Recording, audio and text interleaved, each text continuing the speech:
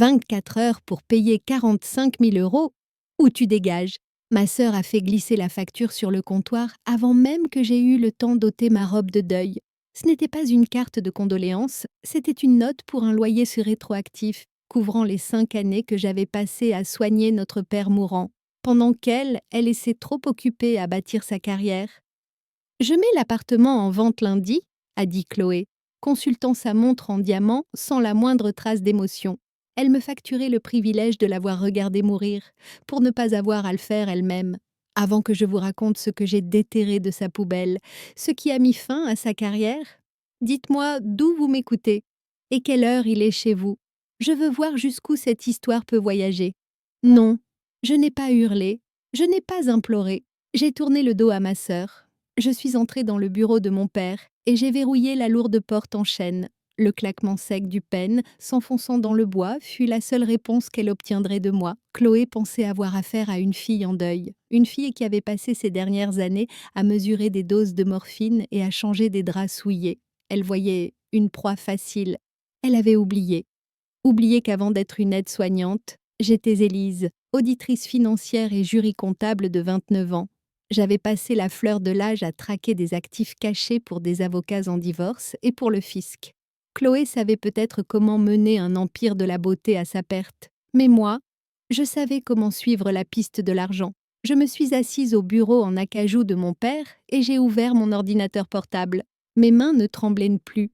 Elles étaient stables, animées par la mémoire musculaire d'un millier d'audits. J'ai navigué jusqu'au portail de la fiducie familiale. J'ai tapé le mot de passe que mon père m'avait murmuré 3 mois plus tôt, à l'époque où il pouvait encore parler distinctement.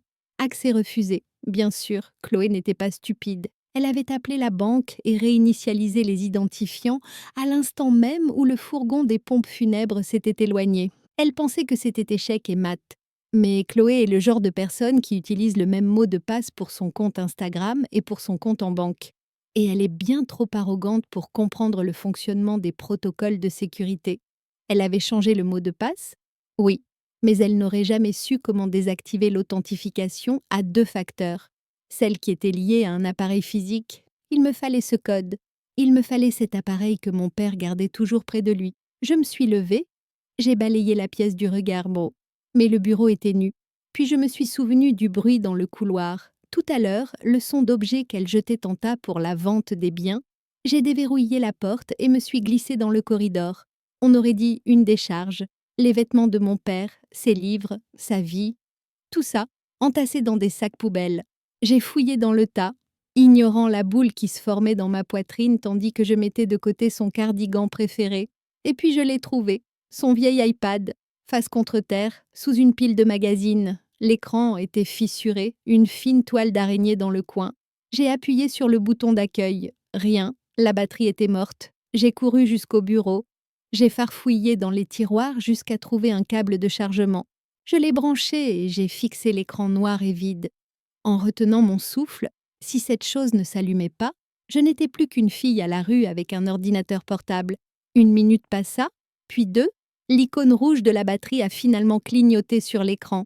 J'ai attendu, regardant le pourcentage grimper. 1%, 2%, ding. Sur mon ordinateur, j'ai cliqué sur « Renvoyer le code ». L'iPad s'est allumé. Votre code de vérification, c'est 4920. Je l'ai tapé, le tableau de bord s'est chargé, et la vérité s'est étalée devant moi en ligne numérique bien nette. J'ai vu le solde, et juste en dessous, j'ai vu la transaction en attente.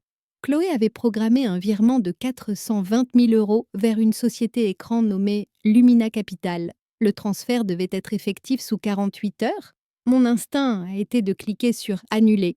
Je pouvais tout arrêter, là, maintenant, bloquer le compte, appeler la banque et déclencher une guerre civile. Mais ça, c'est ce qu'une sœur aurait fait. Une auditrice, elle, c'est mieux. Si j'arrêtais le virement, ce ne serait qu'un conflit familial pour un héritage. Une affaire civile.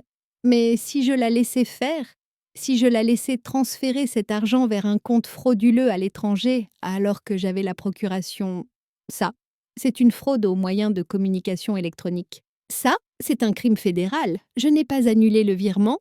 À la place, j'ai ouvert un nouvel onglet et je me suis connectée au portail de TracFin. J'ai commencé à rédiger une déclaration d'activité suspecte. J'ai rempli les numéros de compte, les montants, les détails du bénéficiaire. Je n'allais pas la sauver d'elle-même. J'allais la laisser se passer les menottes toute seule. J'ai sauvegardé le brouillon, prête à l'envoyer à la seconde où elle ferait son mouvement. Les déménageurs n'ont pas frappé. Ils ont martelé la lourde porte en chêne à 7 heures du matin. Un bruit sourd et rythmé qui vibrait à travers le parquet que j'avais arpenté ces 5 dernières années. Chloé se tenait dans l'entrée, sirotant un café au lait, désignant ma vie comme si c'était des débris à évacuer d'un chantier. « Ah, prenez la chambre d'amis en premier », a-t-elle ordonné au chef d'équipe. « Tout ce qui est dans des cartons va sur le trottoir. Tout ce qui a l'air de valeur reste. » Elle ne m'a pas regardée. Pour elle, je n'étais qu'une autre locataire qu'elle expulsait. Une squatteuse qui avait abusé de son hospitalité à la seconde où le cœur de notre père avait cessé de battre. Je suis montée et j'ai commencé à plier les quelques vêtements que je n'avais pas encore emballés. Ma chambre n'était pas vraiment une chambre, c'était un placard glorifié à côté de la suite de papa, choisi, parce que je pouvais l'entendre, s'il toussait au milieu de la nuit. En retirant les draps du lit étroit, l'odeur de la maison m'a frappée. Pas le produit au citron que l'équipe de nettoyage de Chloé avait utilisé la veille, mais l'odeur sous-jacente de la maladie, de l'antiseptique, du vieux papier et le relent métallique des bonbonnes d'oxygène. Pendant 5 ans, cette odeur avait été tout mon univers. Chloé aimait raconter à ses amis que je me cherchais pendant ma vingtaine. Elle dépeignait le tableau d'une sœur instable qui squattait chez papa parce qu'elle s'était incapable de garder un travail. La vérité, elle était dans les relevés bancaires que j'avais téléchargés la nuit dernière.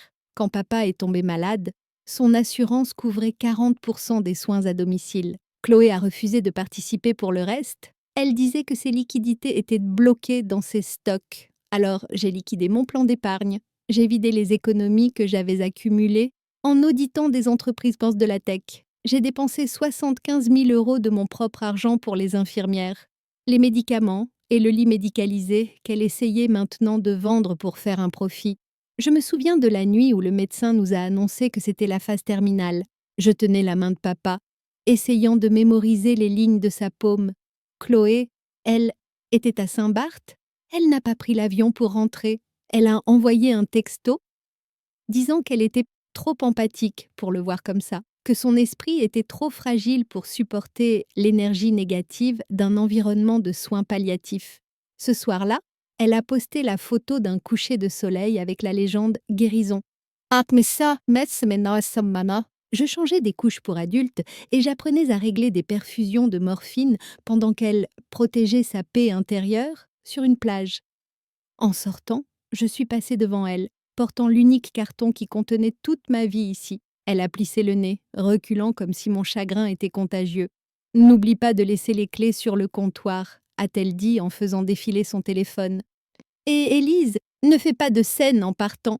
Les voisins regardent. » Je l'ai regardée, vraiment regardée, et j'ai réalisé qu'elle ne voyait pas une sœur. Elle voyait un passif sur un bilan comptable. Elle pensait mettre à la porte une sangsue qui avait vécu sans payer de loyer dans un somptueux appartement haussmannien de plusieurs millions d'euros. Elle ne réalisait pas que le loyer qu'elle avait essayé de me réclamer hier avait déjà été payé. Payé en sang, en nuit blanche, et avec une carrière que j'avais mise entre parenthèses pour sauver l'homme qu'elle avait ignoré. Elle pensait avoir gagné parce qu'elle détenait le titre de propriété. Elle ne savait pas que je quittais cet appartement avec la seule chose qui allait la détruire. La vérité sur la destination de l'argent. Je suis retournée dans le salon pour un dernier regard. Pas pour l'appartement, mais pour le manteau de la cheminée. C'est là que l'urne était posée. Ce n'était pas un objet de luxe, juste un simple récipient en laiton brossé que papa avait choisi lui-même 3 ans plus tôt. En plaisantant qu'il ne voulait pas être tape à l'œil dans l'au-delà, c'était la seule chose que j'avais explicitement demandé dans les échanges d'emails. Je me fichais des meubles ou des tableaux, je voulais juste le garder, lui. Le manteau de la cheminée était nu, pas seulement nu, nettoyé à blanc. Une peinture abstraite et générique était maintenant accrochée là où se trouvait son portrait. Et un vase de lys blanc trônait au centre, parfaitement symétrique, parfaitement sans âme. J'ai trouvé Chloé dans la véranda. Elle expliquait à un assistant de homestaging l'angle parfait pour un coussin. « Chloé », ai-je dit, ma voix sonnant calme même à mes propres oreilles. « Mais où est l'urne ?» Elle ne s'est pas retournée. Elle a juste fait un vague geste de la main vers l'entrée de l'appartement. Il fallait que je vide les surfaces. Élise, l'agent immobilier, dit que les objets personnels empêchent les acheteurs de s'imaginer vivre ici. C'est le BABA de la psychologie. Je ne t'ai pas interrogé sur la psychologie, ai-je dit en m'approchant. Oh, je t'ai demandé où est notre père. Chloé s'est enfin retournée. Elle avait l'air agacée, comme si je venais d'interrompre une réunion cruciale pour lui parler d'une chaussette perdue. C'était morbide, a-t-elle dit en lissant le devant de son chemisier en soie. Un lourd pot en métal rempli de cendres, posé en plein milieu de la pièce la plus importante. Ça ne collait pas avec l'esthétique. Ça faisait désordre. Désordre, ai-je répété. Le mot avait un goût de ferraille dans ma bouche. Oui, désordre, alors je m'en suis débarrassée. Si. Mes yeux ont filé vers les cartons dans le couloir. Il est dans quel carton? Chloé a ri. Un rire court et sec. Il n'est pas dans un carton, Élise. Je l'ai jeté. Ce matin, elle a pointé un doigt manucuré vers la grande baie vitrée qui donnait sur la rue. J'ai regardé dehors juste à temps pour voir le camion des éboueurs de la ville s'éloigner du trottoir. Le gémissement mécanique du compacteur a résonné à travers la vitre. Un son de broyage, d'écrasement, qui a vibré jusque dans mes dents. J'ai regardé le camion tourner au coin de la rue, emportant les restes de l'homme qui avait appris à Chloé à faire du vélo. L'homme qui s'était porté garant pour son premier prêt professionnel. L'homme que j'avais tenu dans mes bras pendant qu'il rendait son dernier souffle. Je suis restée là, un long moment. La partie logique de mon cerveau, la partie auditrice, savait que les cendres ne sont que du carbone et des fragments d'os, mais la fille en moi a senti quelque chose se briser. Non, pas se briser, se calcifier. Jusqu'à cet instant, j'avais agi par sens de la justice. Je voulais l'empêcher de voler, je voulais protéger le patrimoine. Mais en regardant ce camion disparaître, les règles du jeu ont changé. Ce n'était plus un litige juridique. Ce n'était plus un désaccord civil sur des actifs. C'était une guerre pour la dignité. Chloé se retournait déjà vers son assistant. « Essayons plutôt le vase bleu », a-t-elle dit. Le blanc affadit la pièce. Elle pensait avoir gagné. Elle pensait qu'en jetant ses cendres, elle l'avait effacée, et qu'en me mettant à la porte, elle m'avait effacée. Elle ne réalisait pas qu'elle venait de supprimer la seule chose qui me retenait encore. Je n'allais pas seulement la signaler aux autorités, je n'allais pas seulement remplir des papiers, j'allais la regarder droit dans les yeux quand son monde s'effondrerait. J'ai ajusté la sangle de la sacoche de mon ordinateur sur mon épaule. Elle me semblait plus lourde maintenant, alourdie non seulement par l'épreuve de sa fraude, mais par la nécessité absolue de sa destruction. « Au revoir, Chloé », ai-je dit. Elle n'a pas répondu. Elle était trop occupée à régler l'éclairage d'une maison qui ne lui appartenait déjà plus. Je suis arrivée à la Défense avec 40 minutes d'avance. J'avais besoin de ce temps. J'avais besoin de me ressaisir, de remettre mon armure. Je portais mon seul tailleur correct, un ensemble bleu marine que je réservais habituellement aux audits pour le fisc, et des talons qui claquaient avec autorité sur le parvis. Je n'allais pas à cette réunion en tant que fille en deuil. J'y allais en tant que professionnelle qui savait exactement où les cadavres étaient enterrés. J'ai tourné au coin de la rue en direction du cabinet Valois, répétant la confrontation dans ma tête. C'est là que je l'ai vu. À une centaine de mètres de l'entrée, une équipe de construction avait laissé une tranchée ouverte, entourée de cônes orange, mais mal sécurisés. Un homme âgé, en fauteuil roulant, avait tenté de franchir la rampe de contreplaqué étroite, mais une roue avait glissé. Il était coincé. Un côté de son fauteuil était profondément enfoncé dans la boue argileuse et lourde. Les gens passaient à côté de lui. Des hommes d'affaires en costume à 3 000 € contournaient de la scène comme s'il était un simple plot de signalisation, leurs yeux fixés sur leur téléphone, terrifiés à l'idée que lui prêter attention puisse leur coûter 30 secondes de leur journée. J'ai regardé ma montre. Il me restait 30 minutes. Si je m'arrêtais, je risquais d'être en retard. Si je mettais les pieds dans cette boue, je risquais de ruiner l'image de compétence que je devais projeter à Chloé. Mais j'ai pensé à l'urne dans la poubelle. J'ai pensé à la façon dont Chloé considérait ce qui lui faisait désordre. Pour les gens qui passaient, cet homme faisait désordre. Je n'ai pas réfléchi. J'ai enjambé le ruban de sécurité. La boue a immédiatement aspiré mes talons, recouvrant le cuir d'une épaisse gadoue grise. « Ne bougez pas », ai-je dit. En posant ma sacoche sur le béton sec, « Je m'occupe de vous. » L'homme a levé les yeux. Il avait un regard vif et intelligent, mais ses mains tremblaient en s'agrippant aux accoudoirs. « Bon, vous abîmez vos chaussures. Mademoiselle, a-t-il dit, la voix rauque, vous avez l'air de vous rendre à un endroit important. C'est le cas, ai-je grogné, en saisissant le cadre métallique. Mais les chaussures sont des actifs qui se déprécient, les gens, non? J'ai tiré de toutes mes forces. Il m'a fallu toute mon énergie pour dégager la roue de la succion de l'argile. Ma jupe était éclaboussée, mes mains étaient sales. Mais avec un dernier effort, je l'ai ramenée sur le contreplaqué, puis sur le trottoir. J'ai pris un mouchoir dans mon sac et j'ai essayé d'essuyer le plus gros de la boue de mes mains. L'homme me regardait, étudiant mon visage avec une intensité qui me semblait familière. C'était le regard d'un juge sur un accusé. « Merci », a-t-il dit. Il a rajusté sa propre veste de costume, qui était impeccable malgré l'accident. La plupart des gens ne se seraient pas arrêtés. Ils calculent le coût de l'interruption et décident que le retour sur investissement n'en vaut pas la peine. Je connais des gens comme ça, ai-je dit en ramassant mon sac. J'en ai une dans ma famille. Il a jeté un coup d'œil au bâtiment que je fixais, la tour d'acier et de verre du cabinet Valois, puis il a regardé le dossier que je tenais sous mon bras. « Vous allez chez Valois. Malheureusement, vous avez rendez-vous avec Marc. » Je me suis figée. Comment le saviez-vous? Son expression s'est durcie. La fragilité avait disparu, remplacée par une fermeté qui m'a donné envie de redresser le dos. Ah, parce que Marc, c'est le genre d'avocat qui prospère sur le chaos. Et vous avez l'air de quelqu'un qui entre dans une zone de guerre. Il a fait rouler son fauteuil plus près. Je m'appelle Louis et j'ai un passif avec ce cabinet. J'ai hésité. Je n'avais pas le temps pour une conversation. Je dois y aller. Louis, ma sœur m'attend pour me dépouiller de mon héritage. Alors laissez-moi venir avec vous. Et ce sont mes copines et gondom. J'ai cligné des yeux. Quoi? Je ne suis pas juste un vieil homme coincé dans la boue, a-t-il dit doucement.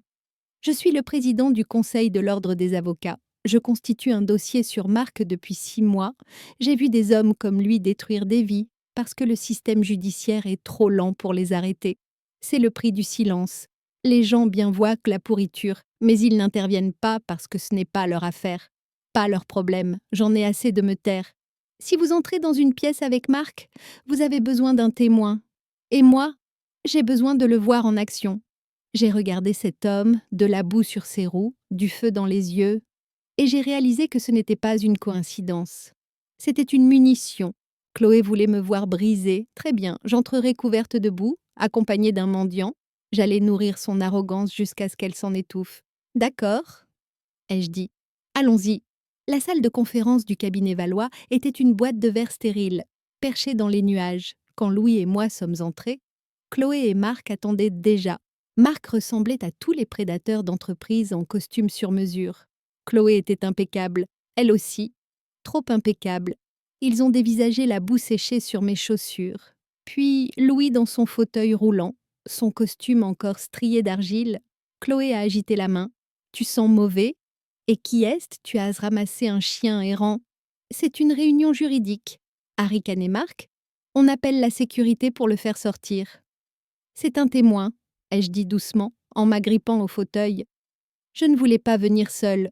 Soit, a soupiré Chloé. Mets-le dans le coin. Je me suis tassée sur mon siège, tremblant intentionnellement. Les prédateurs baissent leur garde quand ils vous croient vaincus. Marc a fait glisser un contrat.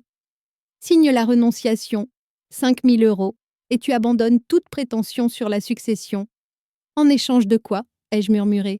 En échange du fait que tu es ruiné, a claqué Chloé. J'ai laissé les larmes monter. Ah, n'est papa, l'ordonnance de ne pas réanimer. Le médecin disait qu'il pouvait s'en sortir. Ah, Marc s'est raidi.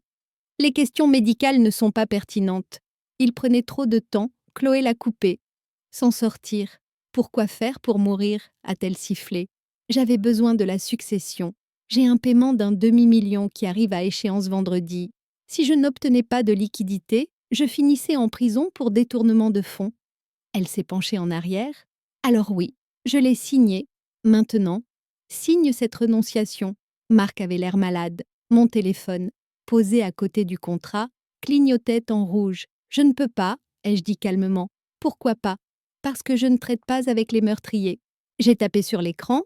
Sa voix enregistrée a résonné dans la pièce. Marc a repoussé sa chaise. Je n'étais pas partie prenante à ça. Je suis ici uniquement pour un règlement de succession. Chloé a ri. Tu crois que ça a de l'importance? Je serai sur une île sans traité d'extradition avant que quiconque n'entende ça. Elle a fait pivoter son ordinateur portable. Je n'ai pas vendu l'appartement. Je l'ai mis en garantie. Un prêt relais. Ils m'ont viré un 7 millions d'euros il y a 1 heure. L'appartement est à eux, sauf si tu rembourses 1,9 million. Elle a sorti son téléphone. Maintenant, excusez-moi. Vas-y, ai-je dit. Elle a hésité. Quoi? Fais le virement. Souriante, elle a appuyé sur confirmer le transfert. L'écran a flashé en rouge. Elle s'est figée. Pourquoi ça ne passe pas? Marc a plissé les yeux. Ce n'est pas un refus, c'est un blocage administratif. J'ai ouvert mon ordinateur. Vérifie tes emails, compte gelé, enquête fédérale en cours. J'ai déposé une déclaration d'activité suspecte il y a 3 jours. Puis quand j'ai continué, ils attendaient un déclencheur. Virer les fonds d'une succession vers une société écran offshore? C'est du blanchiment d'argent. Tu viens de le confirmer pour la police judiciaire. Son téléphone est tombé sur le marbre. Louis s'est avancé. Sa voix est devenue tranchante. Marc, expliquez au Conseil de l'ordre pourquoi vous avez facilité un prêt frauduleux. Marc l'a dévisagé. Monsieur le bâtonnier, Louis. C'est exact. Marc s'est redressé d'un coup. Je n'étais pas au courant pour l'ordonnance. Je témoignerai. Je veux l'immunité. Chloé s'est jetée sur moi. Puis la porte a coulissé. Des agents sont entrés. Alors qu'ils lui passaient les menottes, elle a hurlé. Tu as tout gâché. Le cliquetis des menottes lui a répondu à ma place. 3 semaines plus tard, le prêt était annulé. L'appartement est retourné à la fiducie. Puis à moi, j'ai moi-même suivi la piste des camions poubelles. J'ai fouillé dans les centres de tri en banlieue. L'urne était rayée, mais intacte. De retour sur le manteau de la cheminée, la maison sentait enfin la poussière et le citron, et non plus la peur. Je me suis assise dans le fauteuil de mon père. Pas d'empire, pas de compte offshore, juste ma maison, ma dignité, et la dette, enfin payée.